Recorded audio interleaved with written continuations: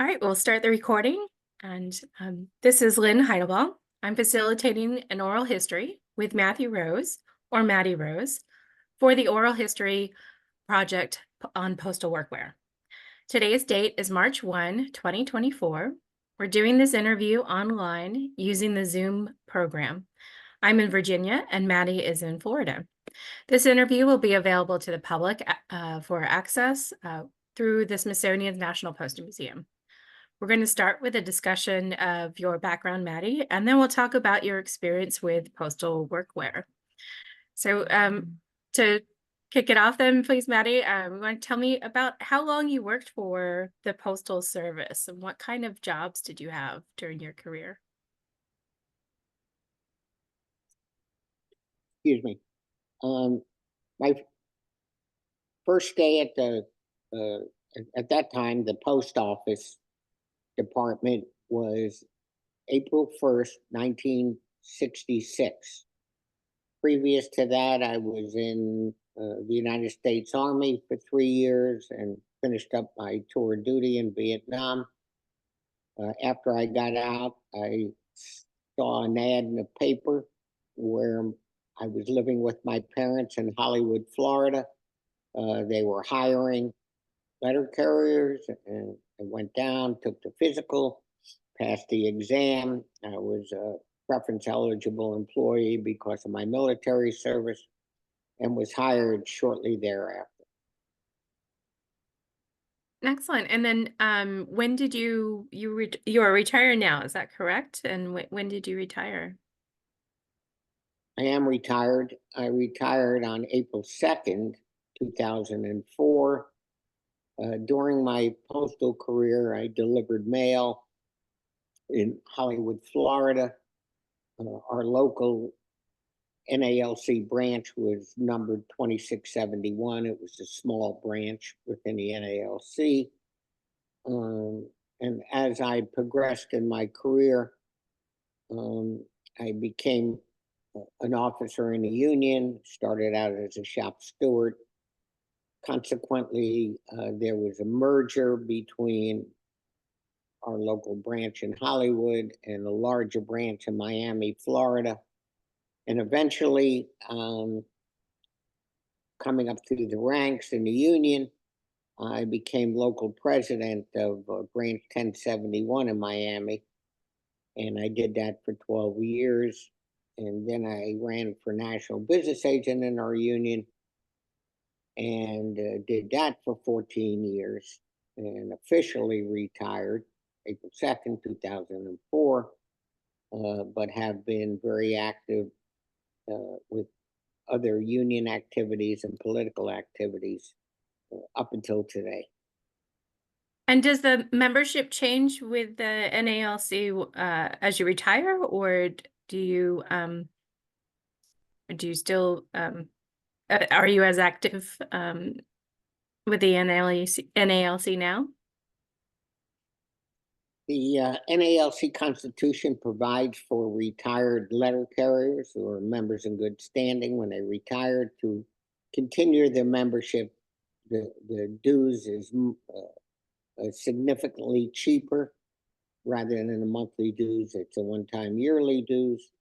And you have the same rights as a retired letter carrier in the union. As an active, there's just two prohibitions. One is you cannot vote on a collective bargaining agreement if a referendum is sent out for that national collective bargaining agreement, or at the local level. Sometimes there are local memorandums of understanding or agreements that have to do with hours, wages, and working conditions. You're a retired letter carrier is prohibited to vote. All other rights are contained in the NALC Constitution and the local bylaws of your branch. So in your time when you were actively employed and active able to vote, did things come up about the uniforms? Were those ever items that were issues that would be voted on by NALC? Well, when a negotiated contract is sent out to the membership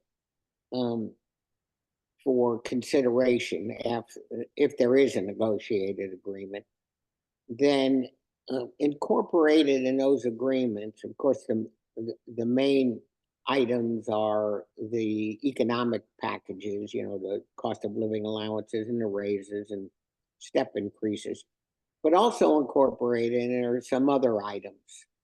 And the other items do include uniform allowances and the increases in uniform allowances and what letter carriers are authorized to buy with those allowances. So it's not an individual vote on other aspects. It's a total contract that's sent out.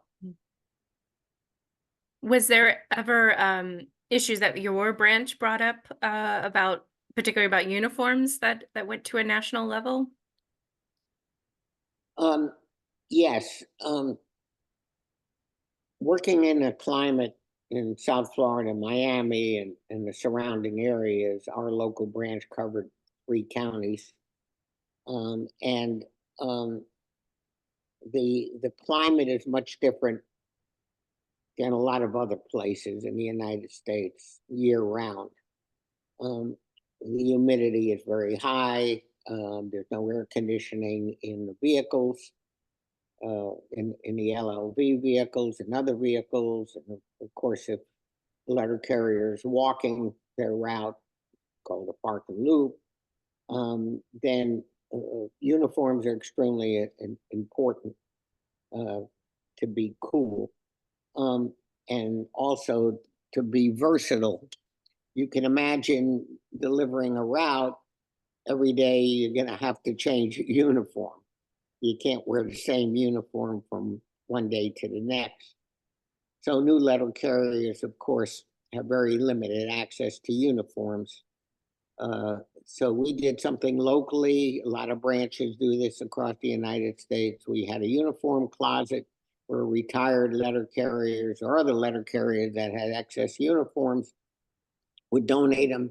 We had them at the Union Hall, and new carriers that would come in. At least we could give them a shirt to identify themselves, or some other clothes.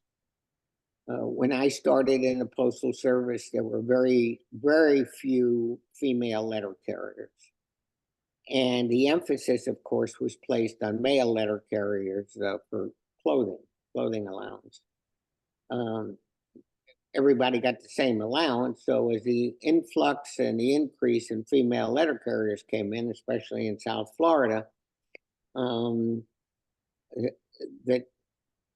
type of fabric that was used and the type of shirts that were used had to change to adapt to both male and female letter carriers. And did you ever use the closet yourself when you or donate to it? How did you get started with your uniform? Um, I started out with the terminology of a letter carrier at that time was called temporary indefinite.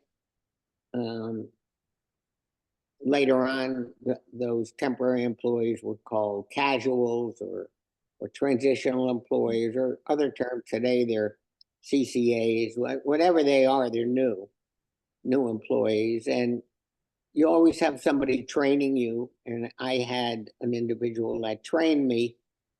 And that individual was ready to retire. It just so happened we're about the same size. And he gave me some letter carrier shirts and some shorts and some long pants.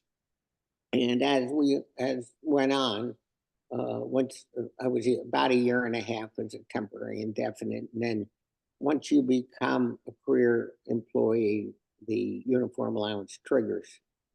So not much at that time. So most of the uniforms were donated or acquired through those means. Did you, coming from the Army just shortly before, did you notice differences between the uniforms, how they were issued, and also just sort of the approach within the two institutions? Well, similar was the full dress Army hat and the Postal Service hat, with a badge on it.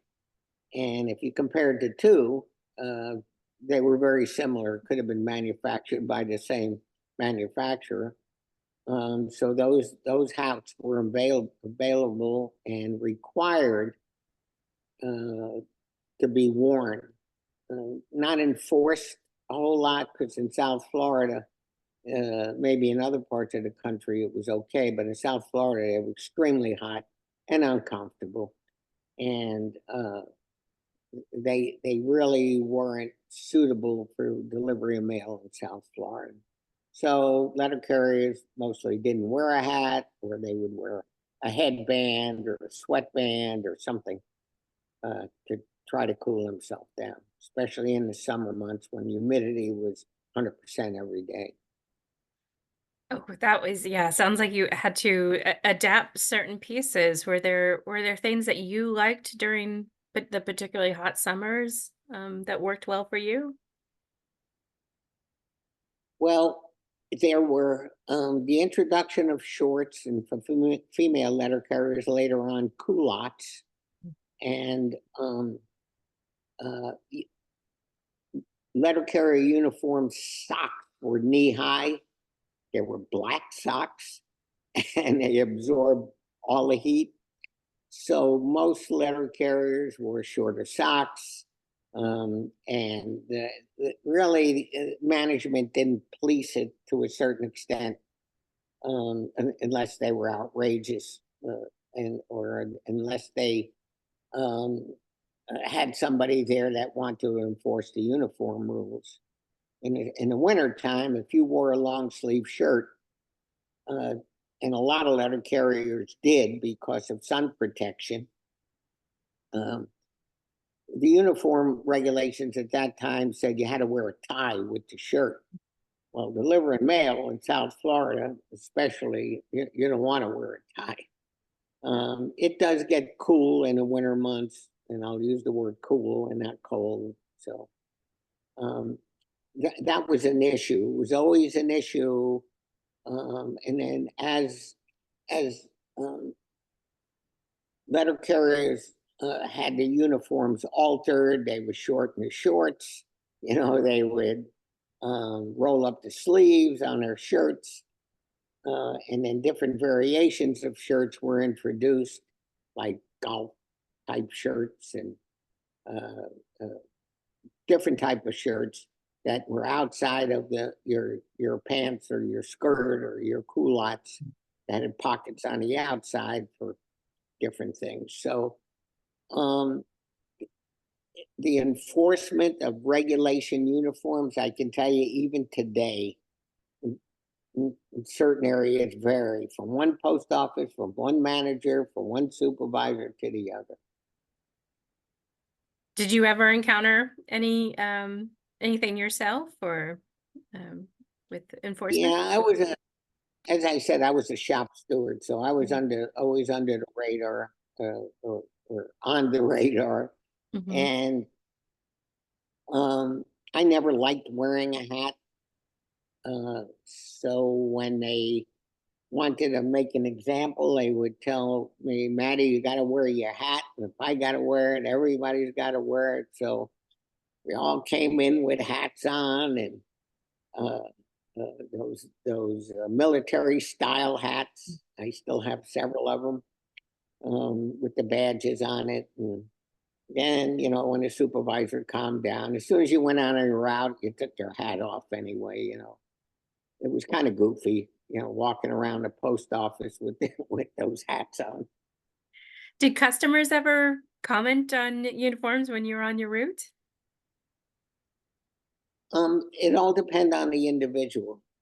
Because I was disciplined in the Army to have a nice, clean, fresh uniform, I always had them. But there were letter carriers that wasn't so neat, and wasn't so concerned about their appearance, and we try to police our own in the post office, in certain ways, and, to make sure that letter carriers presented themselves.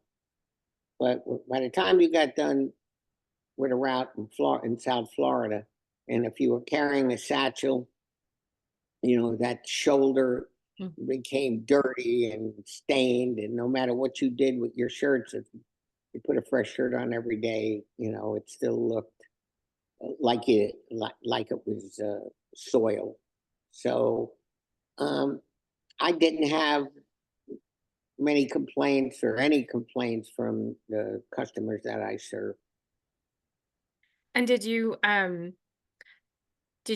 see a difference if sort of on days that that customers were particularly chatty or something like that? Did sort of the uniform, did that change maybe your relationship or affect your relationship with customers in terms of wearing a Not uniform? really. Mhm.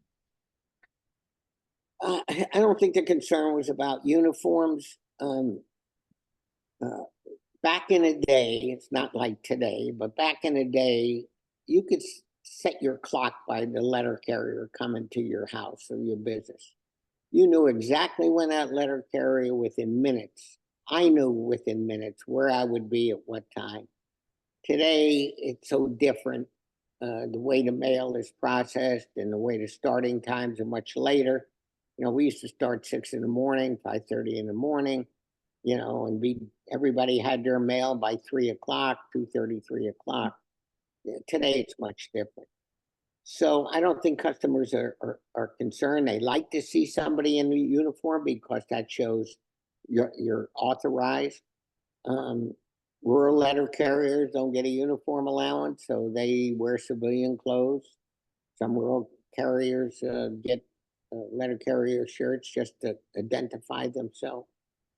But I think the display of a uniform for anybody, whether it's in the military or in a police force, or if you're a firefighter and in uniform or a letter carrier, it shows some type of authority.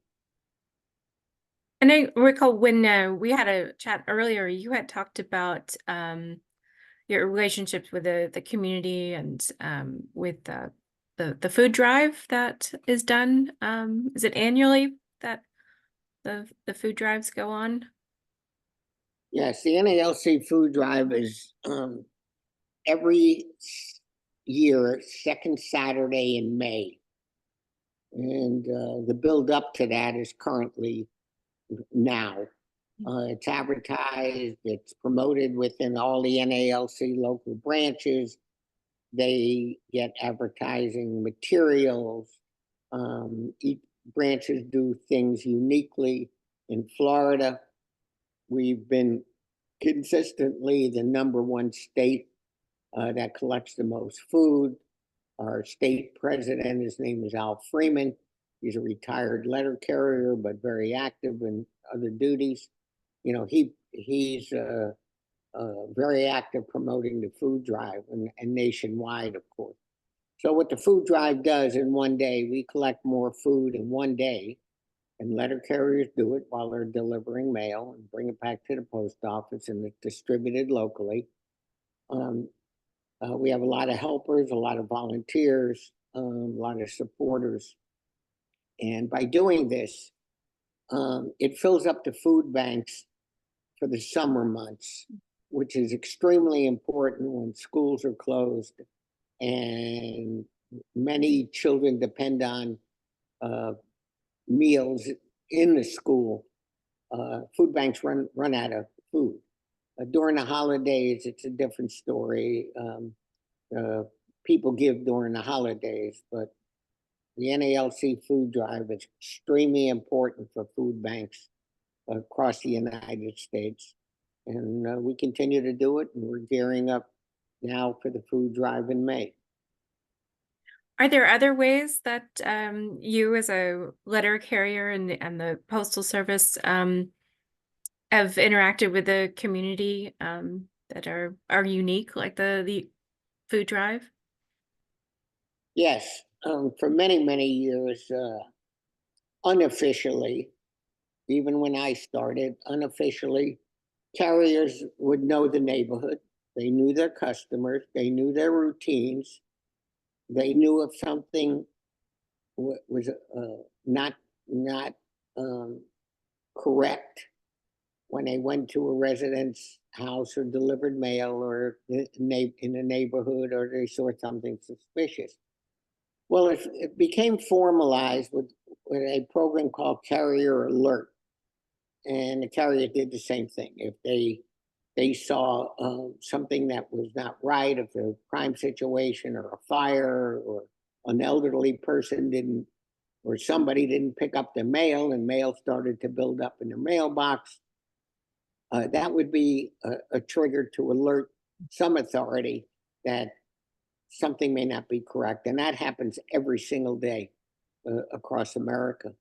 The NALC has a program in conjunction with the Postal Service of awarding letter carrier heroes that have done something far and beyond to save lives or put out fires or to stop crimes. And they're recognized once a year. Congress recognizes them, and the Postal Service and the NALC promote that. But that's routine. You know, every letter carrier, you talk to any letter carrier in the street, he can tell you what's right and what's not right. Every letter carrier knows all your interests, your hobbies, your marital status, what's going on in your life, whether you got a birthday going on or somebody passed away by delivering the mail. And those being recognized, is that also something that do people get maybe something that's visibly recognizable? And you may get a certificate for being a hero, but do you also get a pin, or are there any promotional wear during the food drive? Is there anything kind of visible that marks the service in some way?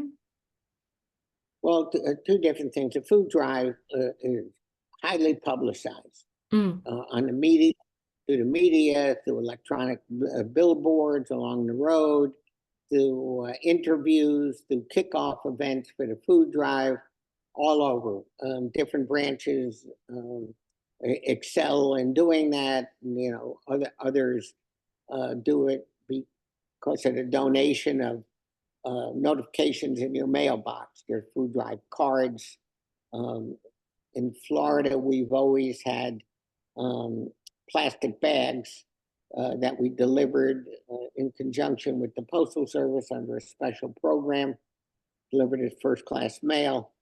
And history has shown that if you deliver a plastic bag, you'll pick up 3 to 4 to 5 times more food than without the bag. And that's why we try to promote sponsors to pay for the bags. And of course, our logo, Postal Service logo, is on the bag, and then the sponsors logo is on the bag. Now, recognition for other things like heroes and what we call heroes on the route, or any act of outside of you just delivering mail. The community normally, locally, in today's media, everybody wants a story about something. And if you get a good story amongst all of the bad news in the media, you like to publicize that. So if something happens locally, normally that's on local news or even on national news sometimes. And thinking about news stories in Florida, I often think of hurricanes. Did you work through or just after hurricanes in your routes? Yes. There are many hurricanes and storms because being a peninsula, Florida is subject to both the Gulf of Mexico side, the Florida Straits around Key West, and of course the Atlantic Ocean. And we are always vigilant of storms and natural disasters. The NALC has a program, and I'm a director with that program. It's called the Disaster Relief Foundation. if a letter carrier suffers loss or damage because of a natural disaster, flood, fire, hurricane, things like those, that we have an immediate grant system to help them get on their feet. The most traumatic hurricane or storm in my history was Hurricane Andrew in August of 1992. Hurricane Andrew was predicted to come across the county line, the Miami area, Miami-Dade County and Broward County, which incorporate Fort Lauderdale. Well, that that hurricane drifted south, about 50 miles south, and hit the Upper Keys and Homestead, Florida, which was part of our branch, and totally came in as a Category 5 storm, and nobody was prepared for it. And even if you did prepare, there was nothing you could do. And there was such damage and such destruction. At that time, the Postmaster General was Marvin Runyon. And I was a national business agent. I just left a year before as being branch president. And post offices in South Florida and in Homestead, Florida, were completely destroyed. So we had a mission to make sure that mail was delivered in some fashion. With the Postal Service and the NALC and emergency tactics were used to set up temporary facilities like big tents, letter carriers. And here's something unique about it. Letter carriers know everybody on the route. They know all the addresses. That movie, The Postman, and the book, The Postman, goes to that subject where if something's destroyed, a letter carrier can recreate the line of travel of their route and every address on their route. Well, that's what we did. Letter carriers set up temporary sorting cases. They reconstructed the labels. And because letter carriers normally live in the area where they deliver mail, their homes were destroyed, and they were under that traumatic effect of Hurricane Andrew and hurricanes thereafter. But they sorted the mail, and residents came and picked up their mail. Letter carriers would know who they are, and they showed identification. They would pick up their mail, was sorted until they could establish delivery back on their routes, which took a long time because everything was so damaged and destroyed. It was incredible. My house was not totally destroyed, but most every other letter carrier's residence and personal property was gone. So that sticks in my mind, even though it was 1992, a long time ago. And since that time, throughout the United States, and especially in the South, those hurricanes are more frequent now with global warming. And the hurricane season starts officially June 1st through November 30th. And everybody's on alert for that. Last year, we had Hurricane Ian and Nicole to come across the state of Florida that just brought massive destruction. However, the mail still went through in some fashion, some way. Letter carriers and the Postal Service made sure mail was available, when it was safe to do so. And it sounds like through some of their own personal strife too, as being, with their, as you mentioned, your home was hit, and is there support for the letter carriers to, personally get up and going and be able to get to work in these times?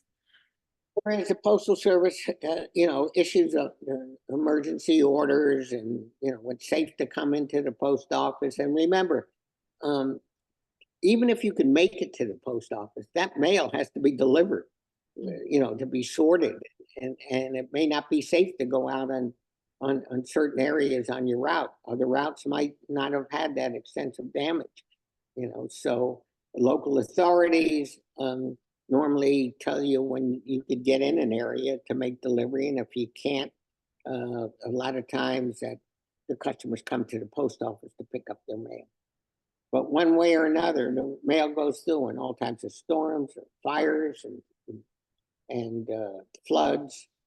I mean, you turn this morning. I was watching the fires in Texas. Although that's a rural area, there's still individuals wherever the resident is in America, they get mail one way or another. And thinking out about other historic events during your career, you were employed during the 1970s strike. What are some of your memories about that time? Well, in March of 1970, I think it was March 17th, letter carriers in New York City decided to go out on strike. They had a strike vote independently from the rest of the letter carriers across the nation. And they went on strike, and the clerks at that time at the larger post offices throughout New York City, or all the post offices, wouldn't cross the picket lines, obviously, and the strike started. Well, at that time, as I said earlier in my interview, Hollywood, Florida was a small branch. I was a member of that branch at that time. And I was a shop steward. And once, 2 or 3 days after the strike started, different branches across the United States started having votes whether or not to support the New York letter carriers on strike. Some did, others didn't. In the South, there was no local branch that went out on strike, from Virginia all the way down to Texas, to all the states in the South. However, Miami, Florida was the largest branch in the South. And although we were not merged with Miami, Florida at that time, we attended a strike vote for the Miami letter carriers, all of the smaller branches surrounding Miami, and I was at that strike vote. And they decided at that meeting that they would wait and see if at that time NALC President James Rademacher would call a nationwide strike. And if they did, then they would go out on strike. Similarly, our local branch in Hollywood took a strike vote, and I was the lead spokesperson, and I advocated to go out on strike, whether or not Miami did, whether anybody else did, in support and solidarity with the New York letter. And we had a meeting, almost fully attended by almost all of our members. And that next day, we went back to work, and the postmaster had his offices on the second floor of the Hollywood post offices, and called me in the office and said to me, "I understand that you wanted to go out on strike against the United States government, and you at a union meeting advocated that." And I said, "How do you know what went on at our union meeting?" He said, "I know exactly what went on." And he said, "I'm going to tell you something. You are a long-haired hippie communist." That time I had hair probably longer than yours. And I said, "Well, you're right on 2 things. One, got long hair. I guess I am a hippie, but I'm not a communist." I said, "I just, 2 years earlier, left Vietnam and He said, well, I'm going to fire you anyway. Okay. And he did. Mm, The details of that are a little complicated, but he wound up firing me. mhm, And I was out for about 6 months. I was the only letter carrier in America that didn't get amnesty for not going out on strike or advocating that. And it's well documented. mhm, And I was offered to come back to work. I had another job, making almost twice as much money as I was at the Postal Service or the post office. And the postmaster retired, and the president of the Miami branch, his name was Tony Montanez. Tony was kind of acting on my behalf, and I was thought that I would never get my job back, and my little post office career was over. mhm, But I got an offer to come back to work, and the offer was no back pay, which was fine because I earned a lot more than I would have there. And then there was a provision that I could not be a union representative as long as I was a letter carrier. And I mm, told him, absolutely not. I wouldn't yeah, do it. Well, I finally relented and I went back to work, and I went back being a shop steward. And then shortly thereafter, in 1972, our national convention allowed mergers. We merged with Miami, and a lot of other branches merged across the United States. At that time, there was about over 6,000 local branches of different sizes. Now I think there's about 1,500 mm. as a result of mergers. And that's a story about the strike. That is fascinating. And so you were able to get involved again after those mergers, then even I with was prohibition? the lead Mhm. person on the merger committee Okay. because we're right across the county line from Miami. Mhm. And our merger provisions where you can any local could merge with another local, then didn't have to be contiguous. Um, uh, Within the state, you couldn't Yeah. merge out like Florida could merge somebody in Georgia. So and that's how it happened. And then I Mhm, became very active locally. mhm. But before I was a union activist, and that really came as a result of the strike, um, I was a social activist. I was an anti-war activist. Now remember, this is the late 60s, Mm. early 70s. Um, I got out of Vietnam. I was an anti-war activist. I was social issues, anti-discrimination, anti-segregation, and it was like a rolling stone. Wherever there was a demonstration, that's where I was. And even to today, this weekend I'm going to be in Jacksonville, Florida, with our union, and we have a demonstration there on protesting the assaults and the killings and the stealing of mail and so forth against letter carriers. So my whole life has been concerned with the abuse of authority and trying to do something individually. I'm also the designee from the state of Florida, from our union to the Florida AFL-CIO. And I participate in our retirement community called Nowcrest. Mhm. Just had their 60th anniversary. The new postal record that just came out is highlighting that. And I'm the president of the trustees at our retirement community, Nowcrest. Um, and that activism has continued my whole life, even through retirement. And it sounds like that from our discussions before, you have lots of materials from those experiences and collecting and so forth of the work you've done.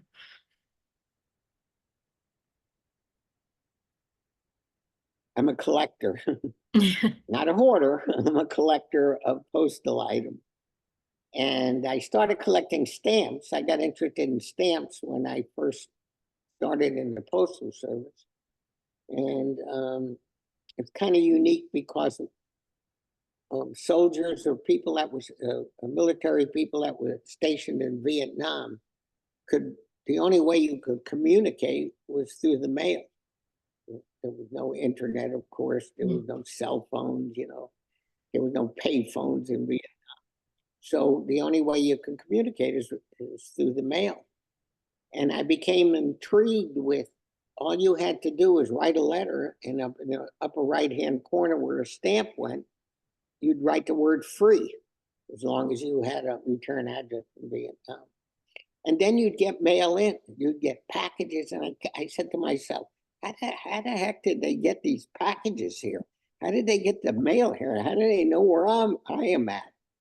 And I became intrigued with it. I never thought I'd be a letter carrier, but it just came up. So I started memorializing that with collecting stamps.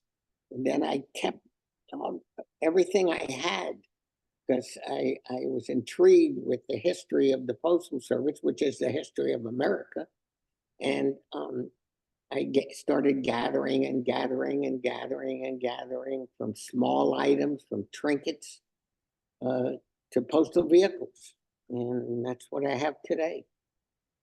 How many postal vehicles do you have at the moment?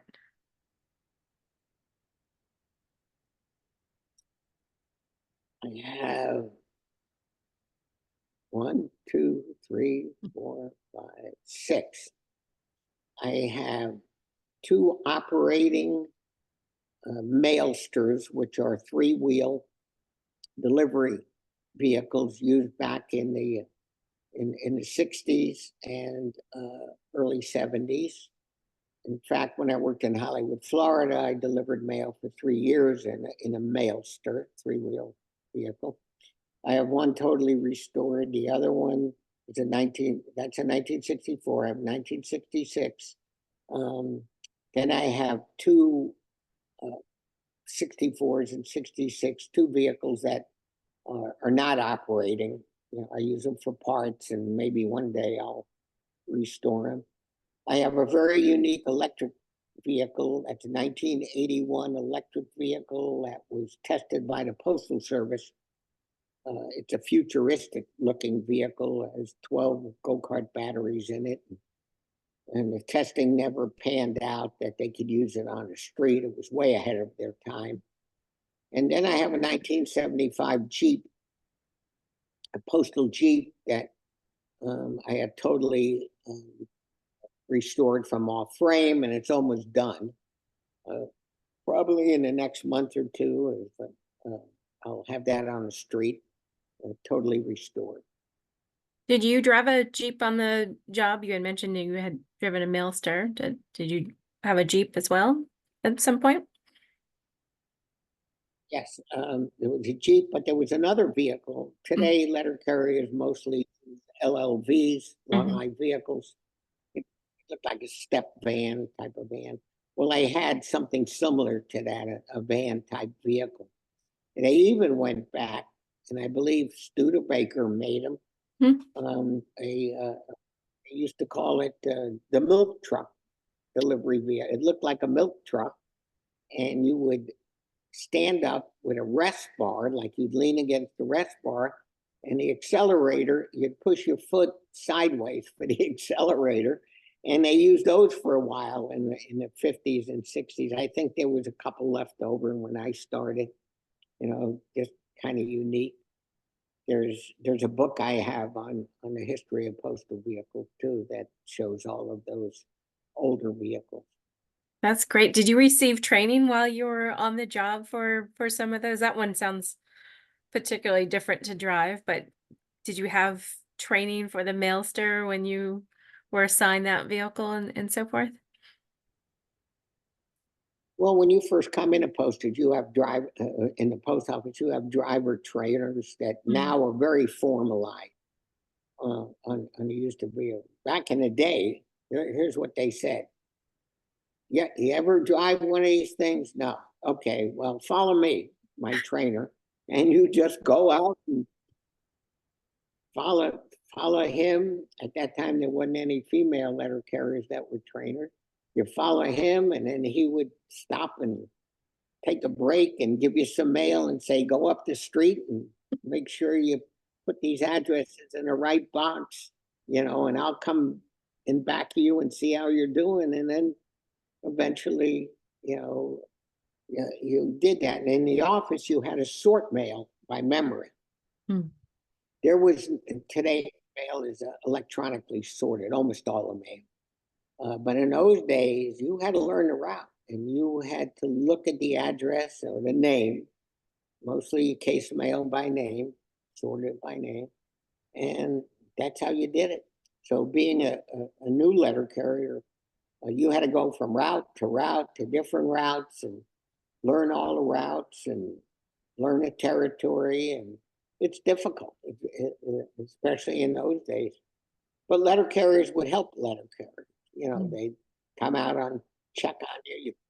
The only way you could call the office and say, I got a problem, is to knock on somebody's door and say, can I use your phone? Mm. Or find a payphone to do it.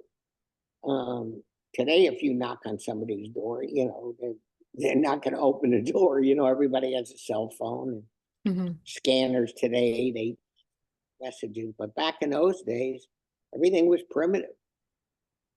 So it was a good way to learn, you know, tested your memory. And I can still think of people on my route that I knew their addresses and knew their names. And did you help others learn their routes and so forth? Was that just a kind of expectation that you help out the new folks on the job? Oh, sure. A lot of carriers do that today, you Mm. know, if they have problems.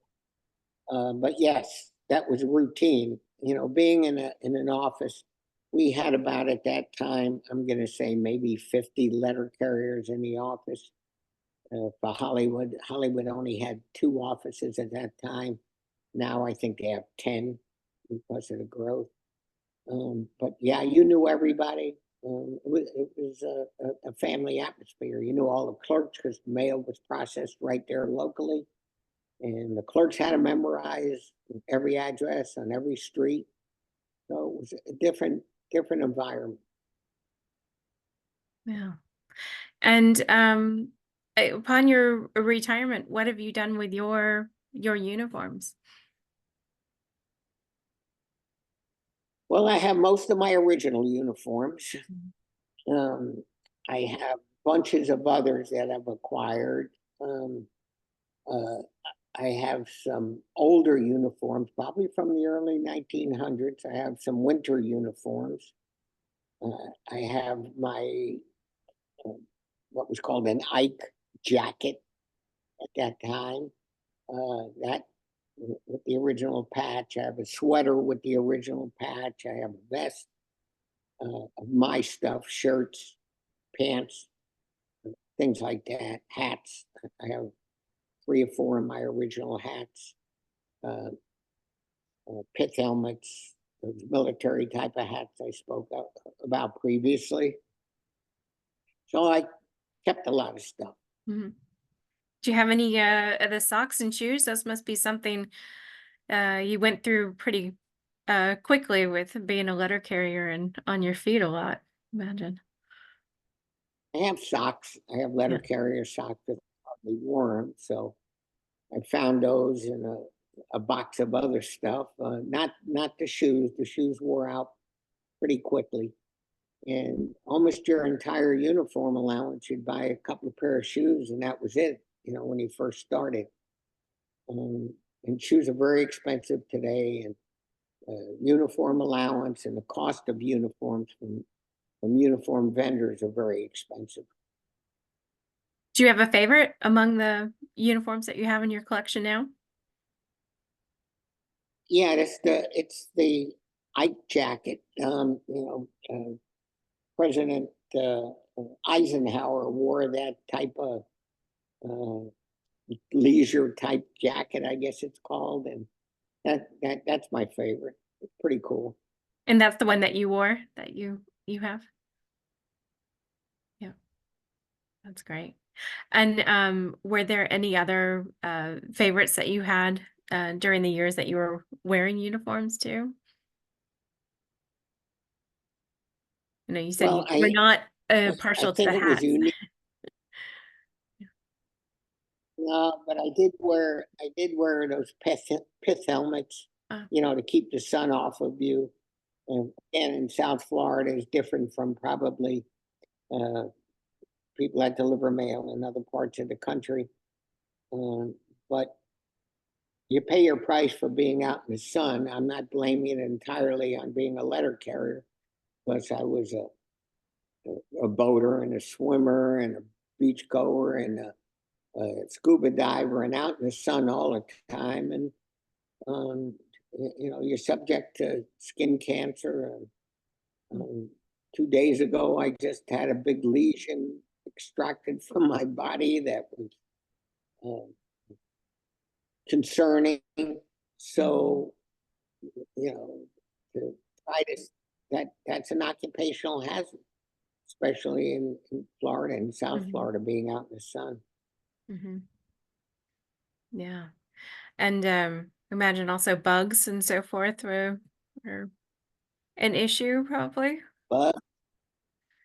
bugs and mosquitoes, snakes and alligators and um, uh, different things like that. Mm, The prolific um, breeding of alligators, might sound like a joke, uh, but they normally in residential communities, anywhere you find a body of water, mhm, probably in Florida, mid Florida, South Florida, will find alligators, and they don't have too many natural predators unless they're in the Everglades.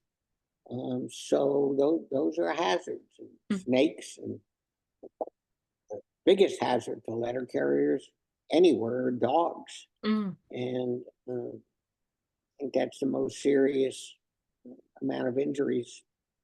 So you got to be cautious about animals too. mhm. Um, Did but you have in any South encounter? Florida, Mhm. Did you I have had two any dog bites. two but dog bites? Oh goodness. Yeah. They were minor, they weren't serious, but um, there were vicious attacks on letter carriers. Mm, You know, mhm, don't have much to defend yourself.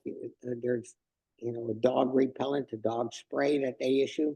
mhm, Um, if you're out walking and you have a satchel, you can put that between you and your dog. But there's you and the dog that's trying to attack you. But it's a serious problem. mhm. The bugs and the mosquitoes, the heat and the discomfort of the humidity is also an occupational hazard. And Yeah. there's no way to self down. Some of the new vehicles have air conditioning, but you're in and out of that vehicle, so it's difficult to get comfortable in this job. Mhm. Absolutely. And you've mentioned the satchel a couple of times. What kind of satchels did you have through the years? Well, when I started, they had leather satchels. I still have my original leather Mm, satchel. Um, I'm really supposed to take it home, but I have it, and I have two or three others that were given to me. And as time went on, also with the satchels, you had a leather strap, and you had a leather uh, forms pouch that either you put on your belt or you put on mm, the satchel, and that's where your forms went in. So if you had to leave a notice to pick up a package or an accountable piece of mail, you would keep them in those pouches. Today, they have canvas satchels, mostly canvas. They change the style with different types of material. Uh, but you can imagine if you're delivering mail for a number of hours a day and you have that satchel hanging off of one shoulder, it's not only hot, you got to get used to it. mm, A lot of shoulder injuries for mm, repetitive motion and so forth, and carrying that satchel, which is another occupational hazard. Uh, so went from leather satchels to canvas satchels, and I have I have a test satchel where it was two satchels. It was like a pack horse. You'd put one satchel over one shoulder on the right-hand side, one on the left-hand side, and you would walk down the street with two satchels. That wasn't too popular and it didn't work out too well, but I do have one of those. Did you ever try that on the And job or like, yeah, I never used it. I came later on. that's great.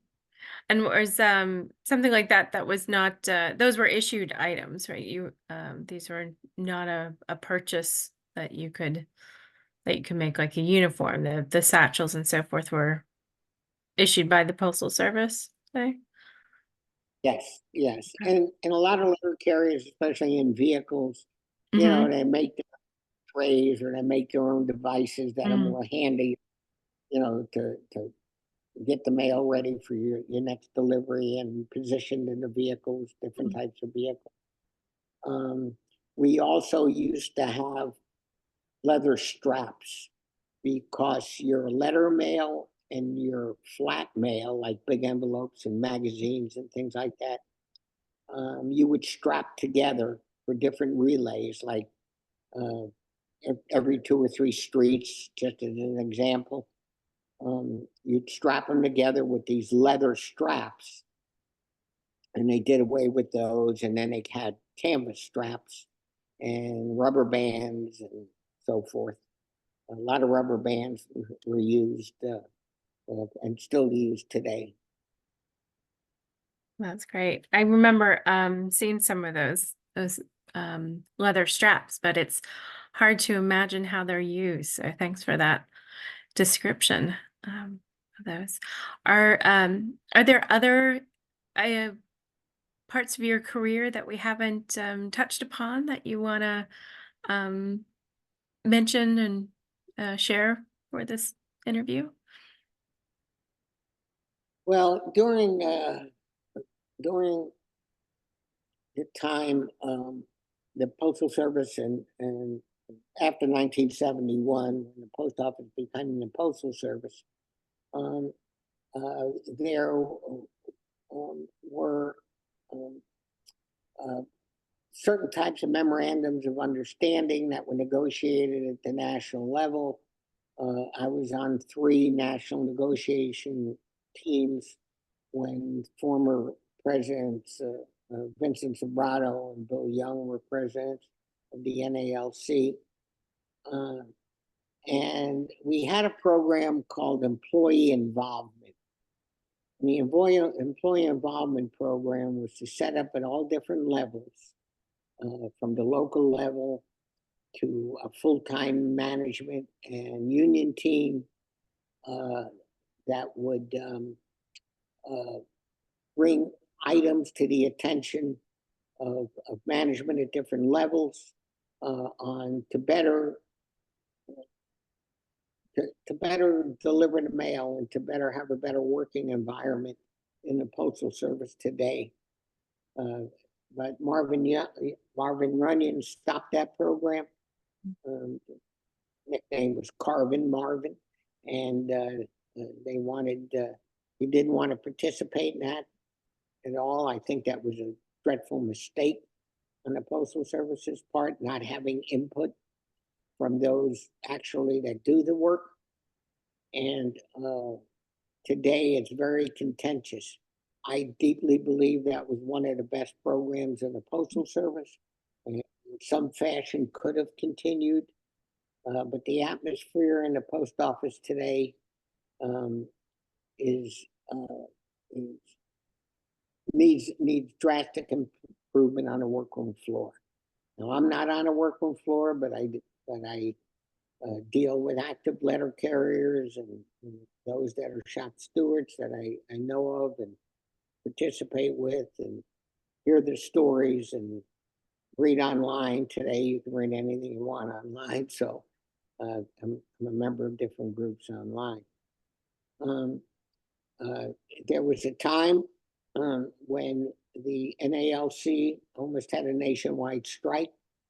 There was a president of the NALC named Joe Vaca, and Joe Vaca At that time, the NALC term of office was 2 years.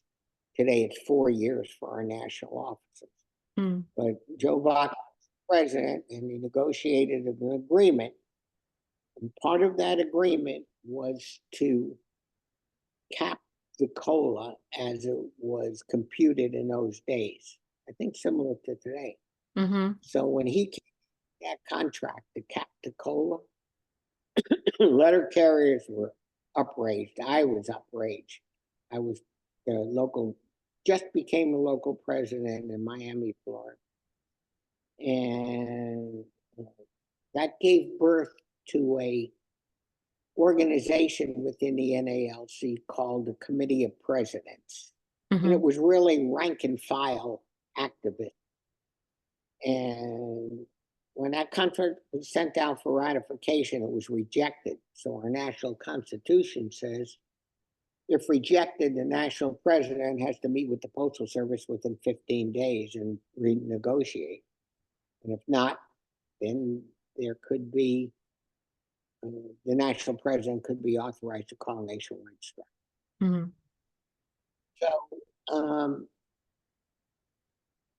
President Vaca at that time went back and renegotiated, but at that time the damage was already done. And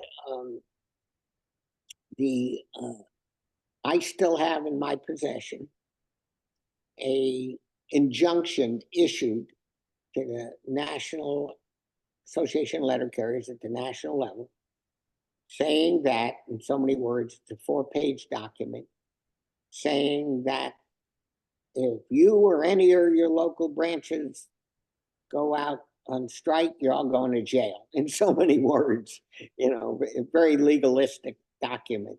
Wow. And so that was a memory that I kept. I kept that document, and we, as a local branch, was ready for the strike. We had strike posters made up. We had a strike plan. We diverted all of our union money into our building fund. We had shop stewards that the morning of the strike, we would go from one post office to another, so you wouldn't be familiar with the letter carriers that you work with. We had this whole plan ready to go. And that night in our union hall, we had all the news media there, and it was not until about 3 a.m. that we got a call that this strike was averted. And I remember at the downtown station of Miami, it's called Flagler Station, one of our stewards went to where he was supposed to go to another post office with a strike sign. And I get a call from the manager saying, "Hey, Matty, would you tell your steward here we're not on strike and he should go back to work?" I said, "Put him on the phone." So I told him, "Hey, listen." Well, nobody told me. Well, in those days, nobody had cell phones. You had to call the union hall. We were and find out. He said, "Yeah, I didn't call. I figured I'd go out on strike." So that happened to be one of the most significant things in NALC and Postal Service history, because that COLA now is a permanent part of your salary. And every time it's increased, at the end of every contract, it becomes permanent part of your salary. For that purpose, for retirement purposes. That's significant. Wow, that's an amazing story. Thank you. I not heard that before. Oh, thank you for sharing everything that you have today. I've learned a lot, and you've been very generous with your time and your sharing your experiences. Well, I appreciate the opportunity to do so, and on April 2nd, I'll be retired 20 years in name only. Yes. Yeah. I my activism in this union and to protect the Postal Service, because that's the employer, and historically from the beginning of post roads and what's written in the Constitution of the United States is part of history. And that's why I think the Postal Museum is so important and should be promoted. I know you have millions of items, and whatever I can do to contribute to that would be an honor to do so. Well, thank you. This interview today is a huge contribution, and I will leave with that and pause the recording. Thank you so much, Maddie.